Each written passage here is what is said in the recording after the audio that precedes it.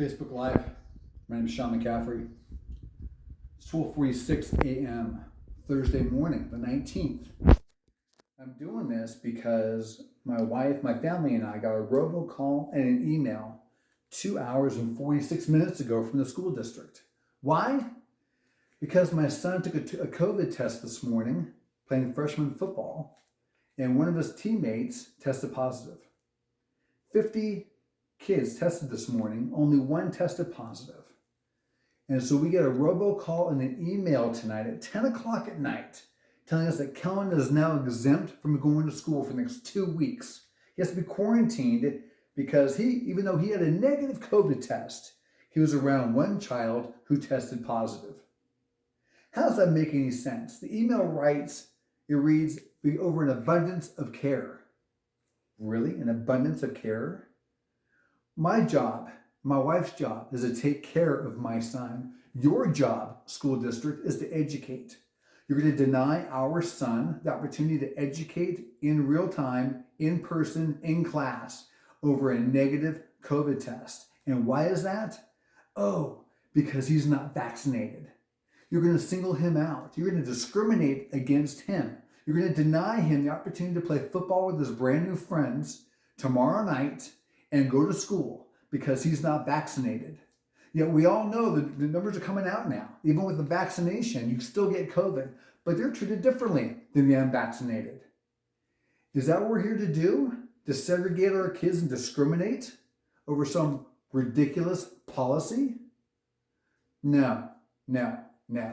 Tammy Hart, Kristen McNeil, WCSD Board of Directors, Sisolak, I want you to tell my son why he can't go to school tomorrow. I want you to tell my son why he can't play football over a negative COVID test. This doesn't make any sense. The psychological warfare, the emotional damage these kids have already sacrificed through and taken on for those 18 months is already criminal. And you're going to add to this. You send this out under the cloak of darkness at 10 o'clock at night, the night before the game. After we just spent 3 hours at school for a back to school night, you couldn't tell us in person. No, how many families are in bed right now? Or in bed the time that the call came through, the email came through. They wake up first thing in the morning to get their little son or daughter, whoever it is, get ready for school, and they get the email or the robocall voicemail message. I'm sorry, little Johnny can't go to school today. Why? Because he was around a kid who tested positive for COVID. Even though your kid tested negative and your kid is not symptomatic, he's got to stay home for the next 2 weeks. 10 o'clock at night. Whose decision was that to send that out at 10 o'clock at night, the night before the game, the night before school? That's irresponsible behavior. We expect better out of you. We expect more out of our kids. We should expect the same standard out of the adults. And think about this. Again, segregation, discrimination. If you're vaccinated, go ahead. You can show up to school tomorrow as long as you're not symptomatic. But if you're unvaccinated, sorry. 2 weeks. No. Tammy Hart, I will be in your office tomorrow with my son. I want you to see firsthand the anguish on his face as you tell him that he can not only play football, but you're going to deny him an education in school for these next 2 weeks. And I want whoever made this policy, I want to have a discussion with that individual too. And I want whose decision it is to come up with an abundance of care. It's my job, my wife's job, to take care of our kid. It's your job to educate, and you're going to deny him an education because of a negative COVID test. Not fair, not cool. It's criminal what you're asking these kids to continue to suffer through. And I will expect answers when I come in your office tomorrow, Tammy Hart.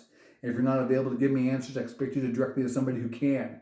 Because I want them also to understand the anguish and tell them to explain the rationale to my son why he can't go to school for 2 weeks. Explain to my son how the last 5 weeks of going to practice every day, then now he can't play his first game tomorrow. And he's going to be exempt for 2 weeks. How is this policy ever going to stop? When are we going to see this madness end and actually allow these kids to be kids? We know how many COVID deaths have we had in this community of kids? How many?